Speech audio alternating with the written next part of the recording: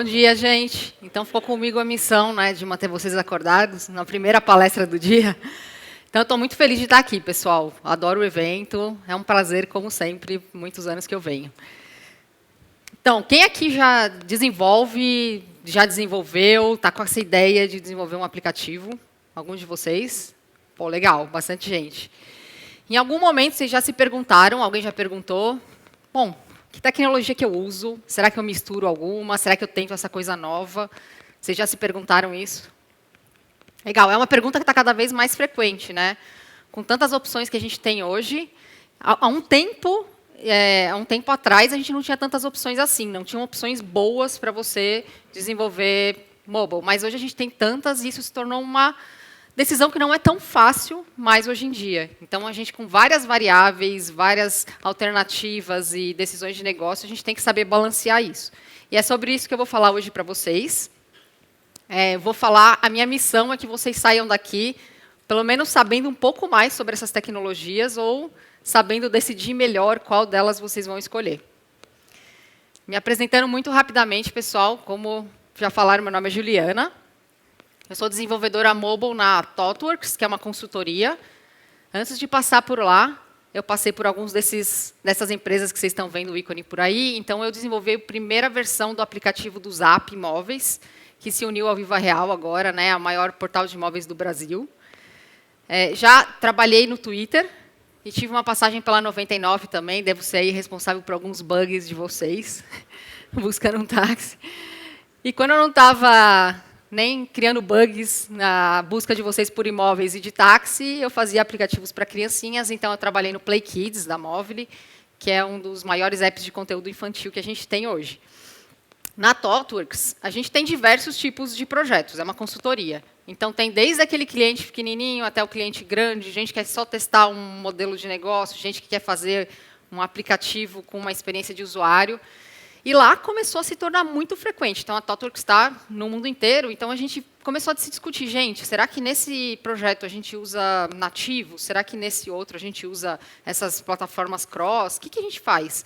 Essa discussão se tornou tão frequente lá que, recentemente, nesse ano, a gente até, no site da empresa, dos Estados Unidos, uma pessoa postou um pouco dessa experiência, dessas discussões que tem tido na empresa e o que a gente aprendeu, quando escolher uma e quando escolher a outra. Então, um pouco disso que eu vou falar para vocês, do que a gente vem discutindo e o que eu vivenciei nesses últimos projetos. Então, a agenda de hoje, vou contar para vocês uma introdução muito rápida dessa era mobile que a gente vive hoje em dia, o que é isso que está acontecendo, quais são as tecnologias que a gente tem para desenvolvimento mobile hoje, quais são as vantagens e desvantagens de cada uma, e, finalmente, um guia que vai ajudar vocês a tomar a decisão de quais tecnologias vocês podem optar e quais as opções que vocês têm. Tá, o que é essa era? Essa figurinha é muito famosa, alguém já viu? Legal. Ela define muito bem, ele ilustra muito bem o que é a era mobile que a gente vive e o que acontecia antes. Então, essa foto ela foi tirada na frente do Vaticano, quando um Papa estava assumindo em 2005, 2 anos antes do lançamento do primeiro iPhone. E 8 anos depois, a mesma foto, uma foto foi tirada no mesmo lugar, só que ela ilustra muito bem o que a era antes do mobile e depois do mobile, né? Todas as pessoas lá com seus smartphones batendo fotografia. Vocês notaram que ali na primeira, em 2005, tinha uma pessoa do futuro? Olha lá no cantinho, tinha uma pessoa que já sabia o que ia acontecer, né? Então, muito bem. Muita coisa aconteceu de lá para cá, gente. De 2005 a 2007, o lançamento do primeiro iPhone, até 2018, que a gente está, que teve o primeiro unicórnio brasileiro, né? Unicórnio, que é uma startup avaliada em mais de 1 bilhão, que foi a 99. Então, o mundo dos apps fez com que surgisse o primeiro unicórnio no Brasil, uma empresa que foi avaliada em mais de 1 bi. A 99, esse ano, ela foi comprada por uma empresa, a Didi, que é uma empresa chinesa, também um unicórnio, que tornou, finalmente, a gente teve o nosso primeiro. E não foi só a 99 que atingiu esse feito, o mundo dos apps também fez com que a segunda empresa, que é o Nubank, também fosse uma empresa avaliada em mais de 1 bi. Então, é essa era que a gente está vivendo, né? Essa é a era do mobile.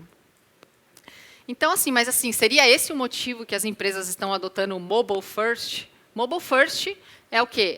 É pensar no seu produto primeiro para ser entregue para as pessoas com experiência mobile. Então, assim, eu penso primeiro em apps ou sites responsivos, pensando com essa cabeça. É esse o motivo? Sim, tem tantos... com essa era que a gente vive, seria esse o motivo? Não só isso, mas assim, os números são muito impressionantes também, né, gente? Então, dizem, assim, o estatista tem esse número que mais de 30%, assim, 1 a cada 3 pessoas no mundo tem um smartphone. Tem gente que diz que esse número é ainda maior. A Apple, recentemente, assim, na hora que ela fez a divulgação do novo iPhone, ela confirmou que já tem 2 bilhões de devices iOS ativos no mundo. Então, são essa grandeza de números que a gente trabalha nessa era de mobile. Não só a Apple, isso fez com que a Apple se tornasse a empresa com maior valor de mercado no mundo hoje, né? Alguém sabe qual é a segunda maior empresa com valor de mercado? Quem chutou o Google acertou. Então, também o Google, o Android é um dos responsáveis por isso também, né? Não só o Android, mas o Google é a segunda empresa com maior valor de mercado. Então, esses números que fazem a gente repensar, viver essa era que a gente está vivendo. E, há 2 anos atrás, o tráfego de internet foi pela primeira vez maior em mobile do que em desktop. Então, é por isso que muitas empresas estão pensando e adotando mobile first, investindo em aplicativos e nessas tecnologias. Apple e Google juntos já têm isso daqui, 6 milhões de apps nas lojas. E aí vocês se perguntam, não pensem que todos esses 6 milhões utilizam as mesmas tecnologias para serem desenvolvidos, né? Então, a mistura de sabores aí que a gente tem, ela é muito grande. Tá, já que existem várias tecnologias, quais são as principais, né? Quais são as opções que a gente tem? Vou mostrar para vocês. Bom, que quando a gente fala de um aplicativo, quando você olha um app, a carinha dele, aquilo que está na sua mão, nada mais é do que a ponta de um iceberg para um mundo gigante que existe por trás, né, dos bastidores. Então, você vê como se fosse um front-end, e por trás, lá nos bastidores, por baixo dos panos, tem um mundo de coisas, tem diversas plataformas, serviços. Uma coisa muito importante é a experiência do usuário. Então, tem sempre um time de UX, designers, que estão pesquisando, fazendo testes de usabilidade, criando as interfaces para mobile. Tem as plataformas, tem os serviços que o mobile precisa, que o front-end precisa para consumir os seus dados. E tudo isso está em constante evolução. Então, o mobile nada mais é que um front-end e uma cola ali da experiência do usuário com que a gente tem os serviços por trás. O que eu vou mostrar para vocês hoje é essa ponta do iceberg. Quais tecnologias que a gente tem para construir esse front-end? A principal delas e mais famosa são os apps nativos, que é tecnologias dadas pela própria Apple e pelo próprio Google para você desenvolver esse front-end. Então, a Apple tem lá a sua linguagem, que é o Swift, tem o Objective-C. Na sua ideia, que é o Xcode, o Google, você pode desenvolver os apps Android em Java, em Kotlin. Essa é a abordagem mais famosa, né? A segunda abordagem que algumas pessoas têm adotado e que hoje é um pouco mais maduro do que já foi há uns anos atrás são as chamadas cross-platform, que você desenvolve em uma única tecnologia e ela faz alguma ponte para traduzir isso em código nativo iOS e Android. As 3 mais famosas hoje em dia é o Xamarin, da Microsoft, React Native, do Facebook, e o Flutter, do Google. Então, eu vou falar um pouco também dessa abordagem para vocês. Tem o PWA, que é o Progressive Web Apps, que pensem nele como um site responsivo turbinado, assim, com mais features, que pode ser instalável no seu device. E, por fim, os sites responsivos ou híbridos, que seriam você usa alguma tecnologia ou ferramenta que ou você faz um site responsivo, ou você tem lá no seu aplicativo alguma coisa que vai dentro de uma web view, o que é uma tecnologia web por trás disso. Vamos começar com a mais famosa delas, que é o nativo. Então, são essas tecnologias que Apple e Google fornecem para a gente. E aí, você usa as ferramentas deles. Então, eu tenho lá a ideia da Apple, que é o Xcode. Eu posso desenvolver usando 2 linguagens, que é o Objective-C e Swift. Eu acesso diretamente todas as APIs da Apple, os frameworks que eles fornecem. E, do outro lado, Google, com Android Studio, eu posso desenvolver apps em Java, em Kotlin, usando diretamente as APIs do Google também. Essas são as abordagens nativas. Para vocês terem só uma ideia, assim seria a cara, como é que é a sintaxe, uma cara mais ou menos de um app nativo. Eu trouxe um exemplo em iOS para vocês. Então, a View Controller, ela nada mais é do que uma tela. E essa tela, quando ela carrega, esse método View de Load é chamado. E aí você pode ir lá construir sua interface. Você cria um label, você coloca um texto e você coloca aquilo na sua tela. Imagina que é mais ou menos essa sintaxe para você desenvolver um app nativo em iOS. E aí você teria que fazer a mesma coisa ali em Kotlin ou Java para desenvolver Android. Quais são as vantagens dessa abordagem, tá, gente? Bom, os apps, eles têm alta qualidade. Assim, não que todos os apps tenham alta qualidade, né? Mas eles têm ferramentas para atingir esse objetivo. Melhor performance do app e do gráfico. Obviamente, se você não tem lá um intermediário, você está conversando diretamente com o seu dispositivo e diretamente acessando as APIs, logicamente, você vai acabar tendo uma melhor performance, você consegue utilizar ferramentas da própria Apple, do Google, para você analisar performance, etc. Você vai ter acesso a tecnologias mais recentes. Então, Apple e Google lançaram uma coisa hoje, está disponível para você, você já pode desenvolver em cima daquela tecnologia. E não só isso, muitas vezes eles fazem o quê? Eles lançam uma versão beta, e aí você pode, hoje em dia, a gente pode ir lá nos portais de desenvolvedores deles, olhar o que tem de lançamento e já ir testando tecnologias beta, né? Então, tecnologias mais recentes são facilmente acessíveis. Você tem acesso às funcionalidades de hardware. Então, você tem lá o seu dispositivo, você pode usar os sensores, você pode usar o acelerômetro, né, para ver a aceleração, você pode usar o giroscópio, rotação de device, você pode usar a câmera, você pode usar a câmera para usar frameworks de realidade aumentada. Todo esse acesso ao hardware ele é 100%, localização de usuário, que talvez outras tecnologias não tenham tanto acesso assim. Tá, quais são as desvantagens dessa abordagem, gente? É mais difícil de encontrar desenvolvedores experientes. Como eu falei para vocês, o iPhone surgiu lá em 2007. Até chegar no Brasil, ali, 2010. As empresas começarem a investir nisso, foi mais ou menos esse período, e aí, se você for parar para pensar, hoje, uma pessoa experiente tem lá seus 7 anos desenvolvendo em mobile. O que, comparado com outras tecnologias, é quase um júnior, né? Então, é mais difícil você encontrar essas pessoas. Consequentemente, hoje o salário é mais caro você ter um desenvolvedor mobile, os salários são mais altos. Por ser mais recente, tem pouca gente bastante experiente, com mais experiência, digamos assim. E aí, para você achar essas pessoas, fica naquele... É mais difícil, os salários subiram. Tem até uns estudos nos Estados Unidos, inclusive lá, acho que é 20% um desenvolvedor mobile ganha mais que um web. Da mesma forma que teve aquele boom da web, teve o boom do mobile. Um dia isso vai balancear melhor, mas hoje é mais caro. O processo de release é mais lento, porque não é igual ao web, que você vai lá, faz o seu deploy, todo mundo que olhar o seu site vai estar vendo a última versão. Não, em mobile você tem que gerar um pacotão, mando para a Apple, mando para o Google, vai passar por um processo de revisão, esse meu pacote. Então, às vezes, eu vou mandar uma atualização do app. Eu mando para a Apple demora lá seus 2, 3 dias, disponibiliza a atualização para o usuário, e o usuário pode ou não atualizar. Então, fazer entrega contínua em mobile é um pouco diferente do que é nas outras tecnologias. Muito bem, vamos falar agora da segunda abordagem, cross-plataforma. Que são os famosos, você desenvolve uma vez, ele de alguma forma faz uma ponte e transforma isso em código nativo, iOS e Android. As mais famosas hoje são o React Native, que é do Facebook.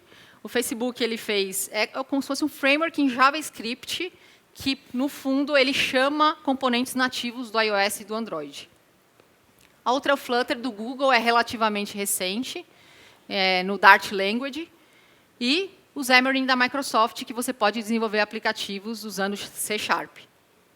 Dessas 3, eu vou pegar uma, que é o React Native, e falar um pouco mais sobre elas, mas imaginem que muitas dessas têm coisas muito semelhantes de vantagens e desvantagens. Essa é mais ou menos uma cara de uma tela de um aplicativo desenvolvido em React Native. Então, ele é JavaScript, né? Então, tem lá o seu componente, que é uma tela, e aí você monta a sua view, dentro da view tem um texto. Então, lembra como é que era no nativo? Eu tinha que criar meu label e adicionar na view. É mais ou menos assim que fica no React Native. Esses são alguns aplicativos que usam ou já usaram em algum momento essa tecnologia. Então, obviamente, o Facebook, os criadores da tecnologia, eles utilizam. Skype, Instagram também do Facebook. O Airbnb, por muito tempo, usou bastante o React Native, acho que por mais de 2 anos. Hoje, eles abandonaram a tecnologia. O Pinterest, Xbox, Outlook, Walmart. Não só dos gringos vive o React Native. Aqui no Brasil, recentemente, então, o Elo7, o ano passado, eles fizeram esse post, que eles contaram um pouco. Quem não conhece o Elo7, gente, é um aplicativo de e-commerce para artesanato. Então, eles falaram recentemente como eles adotaram parcialmente o React Native para ter um ganho, minimizar a duplicidade de código em iOS e Android. Uma outra empresa brasileira que também usa é o Nubank. Então, o Nubank, se vocês forem lá no GitHub deles, eles têm mais ou menos 9 bibliotecas públicas sobre alguma coisa de React Native que eles construíram. Eles publicaram que eles fizeram uma parte do NuConta usando essa tecnologia. Quais são as vantagens das tecnologias cross? Então, é mais fácil de encontrar desenvolvedores, obviamente. JavaScript, né? Ou C#. As pessoas de web, a gente pode importar elas para o mobile. A tendência é que a implementação seja mais rápida. Então, como você desenvolve uma vez só e tem iOS e Android, a tendência é que você faça mais rapidamente atualizações, manutenções nos 2 apps. Alguns updates podem passar sem reviews na App Store. Por quê? Como você manda um pacotão que tem JavaScript, você pode, sem ter que criar um novo pacote e mandar atualização, você pode fazer a atualização de um JavaScript. Isso eles chamam de code push. É uma feature, não dá para você atualizar o app inteiro, mas algumas coisas você conseguiria. As regras de negócio vão estar num único ponto. Então, você tem certeza que os 2 apps estão se comportando da mesma forma, com isso tem menos bugs. Né? Não tem aquela história, no iOS está assim, no Android está de outro jeito. Isso morre nessa situação. E o debug é um pouco mais fácil, porque você não precisa... Quando você está codando um nativo, vamos lá, criei um label, eu tenho que rodar, ele roda o app, sobe o simulador e mostra. Mudei esse label, rodo de novo, recarrega o simulador. Como você está usando aqui JavaScript, ele tem um refresh parecido com o web. Você vai mudando e ele vai fazendo o que eles chamam de hot reload. Vai fazendo um refresh no seu app sem precisar ficar recompilando. Essa feature funciona mais ou menos assim. Então, aqui do lado, você vê o código. À esquerda, aqui à direita, você está vendo um aplicativo. Tá? Então, eu estou codando lá React Native. Aqui é um aplicativo de filmes. Vou lá e adiciono, por exemplo, o título do filme. O refresh é feito automaticamente. A hora que ele clicar, o nome está lá em cima. Tem essas configurações aqui embaixo. Você habilita e desabilita esse hot reload. Quais são as desvantagens dessa abordagem? Componentes padrão podem ser mais difíceis de implementar. Por exemplo, navegação de uma tela para outra é muito simples de se fazer no nativo. Em React Native não é tão simples assim. Então, porque tem que ser desenvolvido um componente em cima que faz essa navegação. Coisa simples do tipo, selecionei um campo de texto, sobe o teclado, fui para outra tela. No nativo, ele desaparece com o teclado. São coisas que você tem que codar a mais em alguns momentos nessas tecnologias cross. Novas tecnologias demoram para estar disponíveis, demoram mais. Alguém tem que construir a ponte do JavaScript para acessar a API nativa. Então, assim, você não consegue acessar muito coisas que estão em beta ou coisas que foram lançadas recentemente.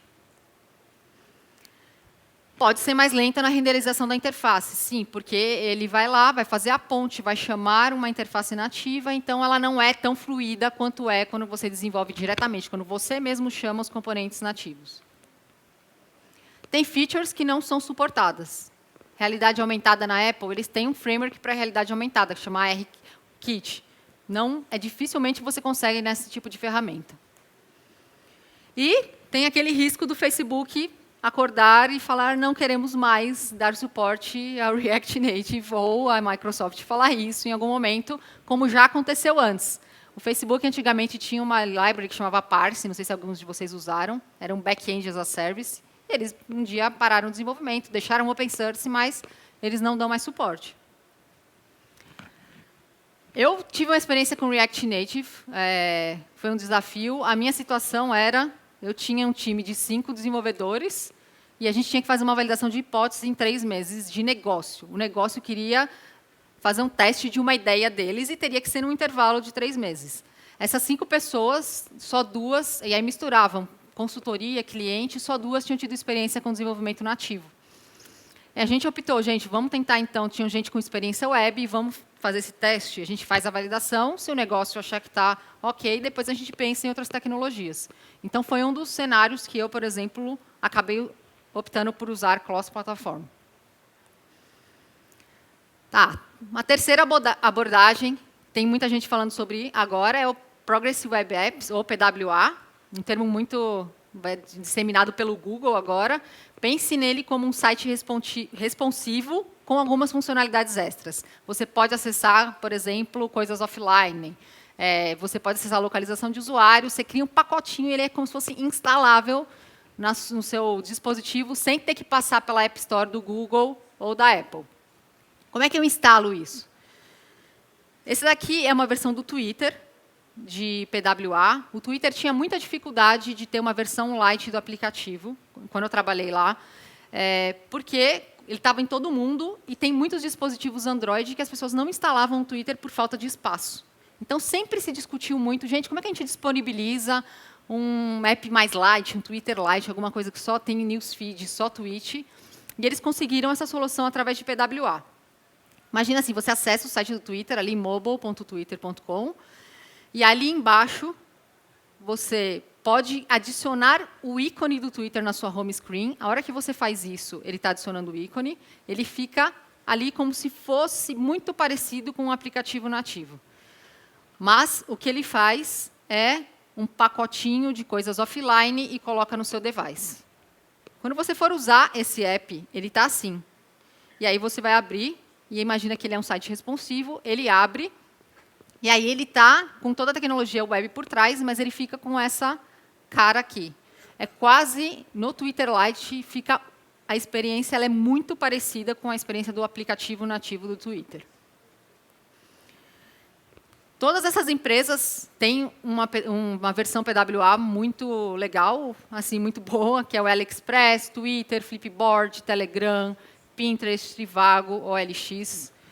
E o Twitter, principalmente, ele divulgou vários ganhos que ele teve fazendo PWA.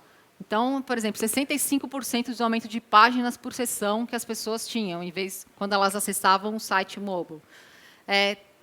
Mais 75% dos tweets deles enviados quando a pessoa ia só no site, quando ela começou a usar o PWA. 20% de diminuição de visitantes que só entravam no site e saíam. Então, eles conseguiram aumentar todos esses números quando eles adotaram essa tecnologia. As vantagens. Você pode acessar geolocalização, notificações, push notification, você tem acesso offline, você tem acesso à câmera. São mais rápidos que um site responsivo, porque eles acessam outro tipo de... É um outro meio, né? Tem técnicas que eles utilizam que é diferente do site comum. Está sempre atualizado. Então, você atualiza, você não precisa mandar para a Apple, você não precisa passar por esse processo, você sabe que o seu usuário está sempre na última versão. E ele é bem amigável para SEO. Para os mecanismos de busca, são muito parecidos com os de web mesmo. Quais são as desvantagens do PWA? Tem muitas limitações de funcionalidade, principalmente na Apple. Tá? O Safari, que é o browser, né, ele tem muitas limitações ainda, mas, por exemplo, Google Chrome e outros browsers, eles têm bastante suporte. Então, acesso ao hardware, obviamente, também é limitado. Exemplo, Bluetooth, difícil você conseguir acessar. A Apple não suporta push notification, nem o Touch ID. O Touch ID é aquele que você coloca a sua digital. Nem o ARKit, que é kit de realidade aumentada, e algumas outras funcionalidades. A Apple limita em mais ou menos 50 mega o armazenamento de arquivos offline. Então, se você precisar, de alguma forma, ter mais que isso, ou carregar um banquinho de dados offline, digamos assim, você teria esse limite. Legal, vamos à última abordagem, que é site responsivo, ou os híbridos.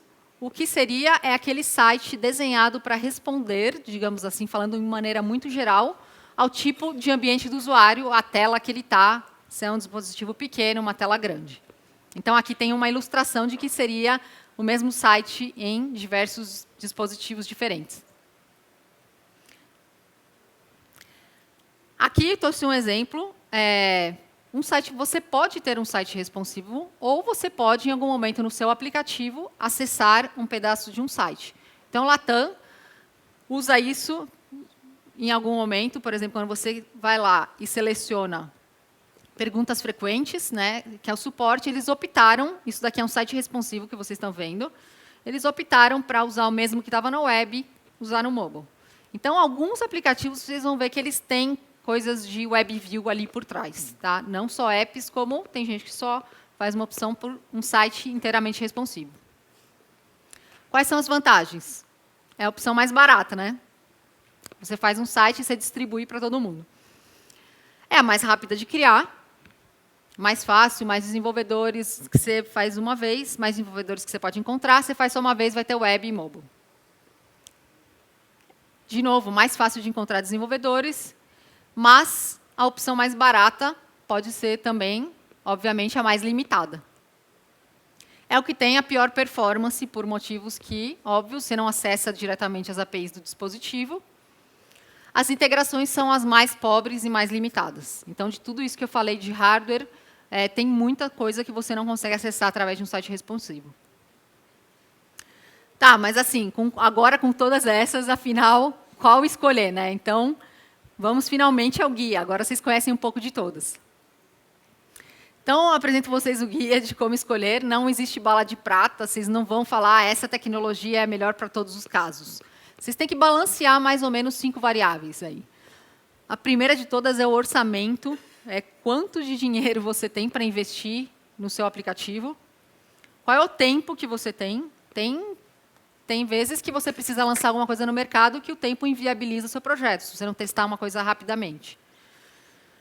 Qual que é a importância estratégica do mobile para a empresa que vocês estão? Se é o core do negócio, se toda a sua empresa está em volta do aplicativo ou não. Qual que é o retorno de investimento que você vai ter nesse aplicativo? E quais são as habilidades do seu time? Então, geralmente, você tem que balancear essas 5 variáveis e elas vão pesar um pouco mais para você optar por uma tecnologia ou pela outra. Muito bem. A primeira coisa que eu diria é prefira uma tech stack que você tenha conhecimento. Então, eu já cometi o erro de estar num time e que 2 pessoas sabiam nativo, as demais não sabiam nada, e a gente falou, vamos fazer uma coisa com cross, plataforma. E ninguém sabia nada de cross.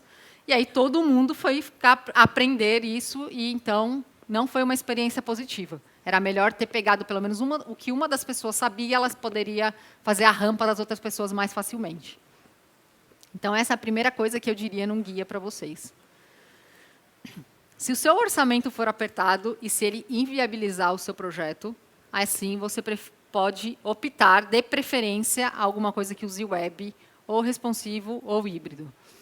Então, tem coisas que realmente, às vezes, a 99, quando ela começou, era uma startup, ela tinha um desenvolvedor iOS e um desenvolvedor Android. Então, por muito tempo, o onboarding deles, que era o quê? Cadastro de motoristas, eles optaram por fazer com web views. Porque, se não fosse dessa maneira, não existiria o app do motorista. Eles não tinham como fazer tudo nativo. Então, quando a startup não tinha dinheiro, eles optaram e, com o tempo, eles foram alterando essas tecnologias. Se você precisa dar suporte a tablets, TVs ou smartwatches, aí a sua escolha tem que ser nativo mesmo, porque nenhuma daquelas outras tecnologias tem um suporte estável ou profundo em watches, etc. Seus desenvolvedores são experientes, mas o prazo é super curto? considere uma híbrida, porque você pode, com o tempo, fazer metade nativo, um pouco responsivo, e depois, quando você tiver mais tempo, você vai canibalizando aquele app, você pode ir migrando ele aos poucos para uma tecnologia que você prefira. Porque as pessoas experientes vão conseguir reutilizar o código. Sua base de usuários é só Android ou Windows? Pense sobre o PWA. O suporte é muito bom para quem é... O Google está dando muito apoio para os PWAs, então, considere, faça um teste e pode ser mais barato, você pode ter umas atualizações mais rápidas, faça uma consideração sobre ele. Se o app vai te fornecer uma vantagem competitiva para o seu negócio, por exemplo, na telinha aqui tem o iFood, aí você pode pensar no nativo. Você pode fornecer uma experiência melhor para o seu usuário, aquilo vai te dar um retorno mais rápido de investimento. O app precisa do fator uau, né? A melhor experiência disponível. Esse aqui é um exemplo do Play Kids. Ele é um app que tinha um time de ilustradores, um time de animadores. E aí sim, o app era totalmente desenvolvido em nativo, porque a gente tinha que acessar diretamente coisas do hardware, a gente tinha que usar acelerômetro, esse tipo de coisa. Então, são coisas assim, você precisa desse fator uau, da experiência, vai no nativo. Se seu app Android e iOS tem um comportamento praticamente idêntico, que é um caso, por exemplo, do Airbnb, você pode pensar em cross, que foi o que eles fizeram por bastante tempo. E o que o Elo 7 apostou também, que daí você desenvolve em um só e faz o deploy nas duas plataformas. Você não vai ter tanto problema de animações, esse tipo de coisa, né? Então, seu app é aquele lá que bate no serviço, mostra numa tela, tem filtro, tem cadastro de usuário, você não precisa animar ele. E aí você pode considerar um pedaço dele numa ferramenta cross. Você está só testando o mercado, você tem aquela sua ideia, se ela funcionar, você vai investir dinheiro, se não, você vai voltar na ideia, vai pivotar, vai validar. Nesse momento, você pode apostar num web ou num PWA. Se segurança for crítico para o seu aplicativo, por exemplo, os bancos, aí sim você tem que... É melhor vocês apostarem em uma coisa nativa ou alguma coisa que gere um código nativo. Você vai ter...